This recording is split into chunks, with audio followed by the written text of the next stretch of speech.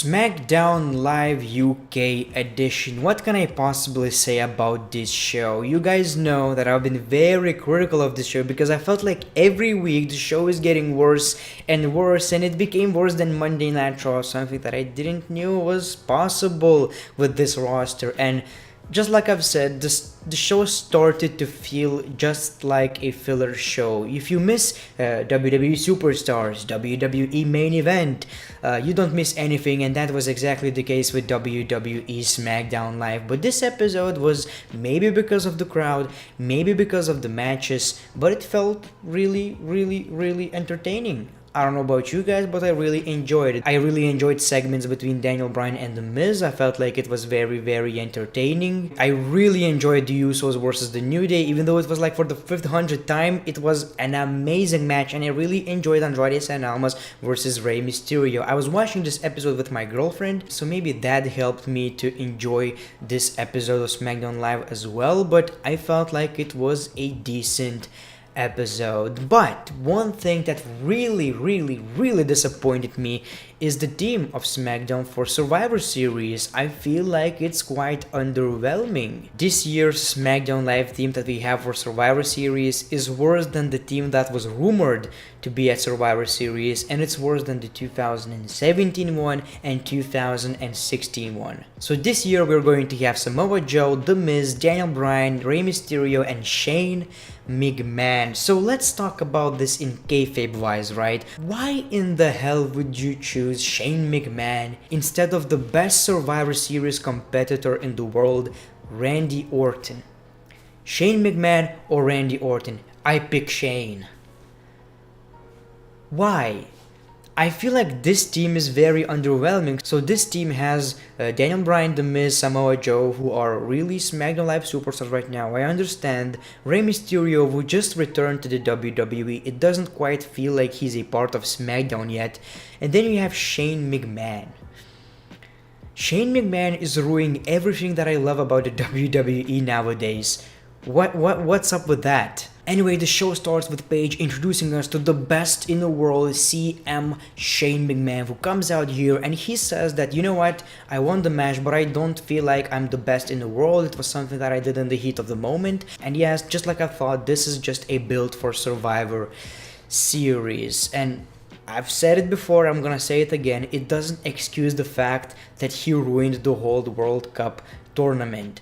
I don't care if it was for build, it still ruined the whole thing. And Shane McMahon named that the captain of Survivor Series SmackDown Live team is going to be none other than the one who bleeds blue, Daniel Bryan. But one other superstar feels like he should be the captain as well, which is The Miz, and he gave decent points to Shane McMahon why he should be the Survivor Series SmackDown Live team captain. And Shane McMahon finally, for the first time, made a good decision and made both Daniel Bryan and The Miz captains of Team SmackDown. What was a terrible decision, however, is that during a backstage segment, The Miz and Daniel Bryan were trying to choose who are going to be their partners for Survivor Series, and The Miz said that I want Shane McMahon, and Daniel Bryan said that I agree, Shane McMahon is going to be on our team, and the crowd booed because obviously people turned their backs on Shane McMahon for obvious reasons. At first, Shane McMahon had mixed feelings about this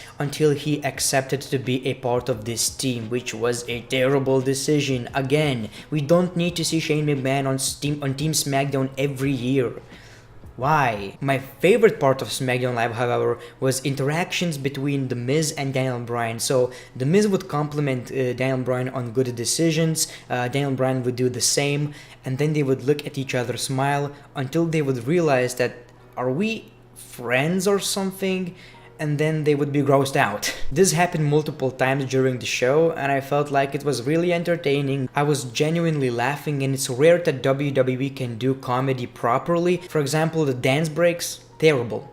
Horrible. I don't know how people like that. And this was honestly funny. Something that people were complaining about on Twitter was the New Day versus the Usos match that would determine the captains of tag Team Survivor Series match. I don't know why people were complaining because I felt like this was an amazing match. Yes, at first it was really hard to get into it because we've seen this match 500 times, but in my honest opinion, this was in their top 3 matches they ever had. What I liked about it the most is that yes, it was a tag team match that we've seen many times, but it didn't felt like filler. The Usos won the match with a splash, and after the match they grabbed the microphones and they said that we faced many times, we have mutual respect for one another, and we want you to be on Team Smackdown. So the Usos and the New Day are going to be in a SmackDown Live's Tag Team Survivor Series match, which is like just so obvious. You don't even have that many good tag teams, so are you going to choose Primo and Epico instead of the New Day? No, you're not gonna do that. It was really obvious, and in my honest opinion, a tag team Survivor Series match is something that I don't think we should get in the first place. Daniel Bryan made his first pick for Team SmackDown, and it was Rey Mysterio, but The Miz had second thoughts about this, and he said that if Rey Mysterio is going to prove himself against Andrade and Almas, I will think about it. And he did. It was an unbelievable match. You can already see Andrade San Almas really enjoying himself, you know, working with Rey Mysterio, someone that he probably used to watch as a teenager. I really felt like there was a lot of respect between both of them. You already knew that this is going to be an entertaining match, and it totally was. Rey Mysterio won a match with an amazing 619, and people are already complaining that Andrade San Almas is being buried on SmackDown Live, which is so false.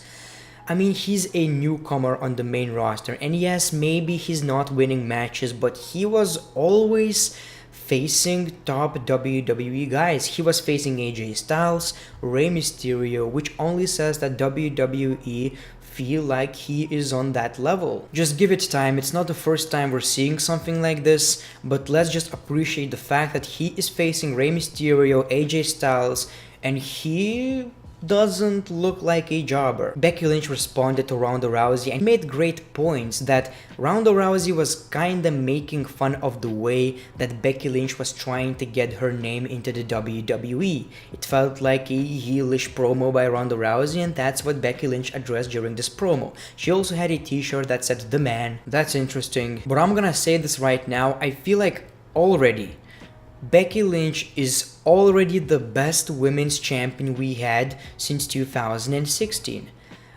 It not always necessarily comes to matches or anything like that. Sometimes it's all about people's investment, and people really care about Becky Lynch. I've never seen a women's champion that people would care about so much. So even though people were complaining that why she is a heel, at the end of it, it's in her favor, at least right now. She is exactly what a women's champion should be in the WWE. A great wrestler, great on the microphone, and someone that people care about. However, she got interrupted by Nikki Cross, who made her SmackDown Live debut, and again, people are already complaining that Nikki Cross just lost her first SmackDown Live match, but she lost against the women's champion. Where's the issue? And what I'm about to say is something that will upset many people, but I feel like Nikki Cross' character is a little bit too over the top. As a wrestling fan, I can appreciate her character work, but when you're watching it with someone who's not watching WWE all the time, it's a bit cringy in a way.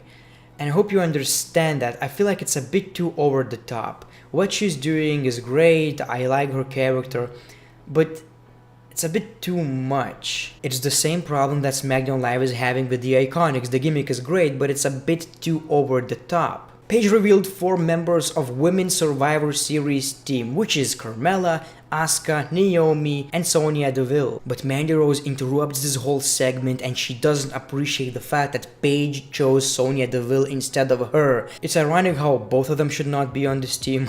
Previously on the show, we had an agreement between The Miz and Daniel Bryan. The Miz picked Samoa Joe and Daniel Bryan picked Jeff Hardy. These two are supposed to square off, and the winner of the match is going to be on SmackDown Live's team. The Miz and Daniel Bryan were on commentary, but Samoa Joe won the match. However, Samoa Joe and Daniel Bryan had some unfinished business, which led to Daniel Bryan attacking Samoa Joe. Then The Miz tried to break the fight, and Daniel Bryan kicked his ass as well. Then Shane McMahon tried to break the fight, and Daniel Bryan kicked his ass as well. So I guess the biggest problem of SmackDown Survivor Series team is that no one actually gets along, and I feel like it makes either very predictable that they're going to lose because of this, or shocking because it might just be the reason why they are actually going to win. So it was a decent show, great ending, but my biggest problem is I don't think they need Shane McMahon in this team. But let me know your thoughts in the comments below. I would give this show a 6 out of 10 as well. So these are my thoughts on the show. Anyway, let me know your thoughts in the comments below. Make sure to click that like button. And as always, the great one, peace, love, and hugs.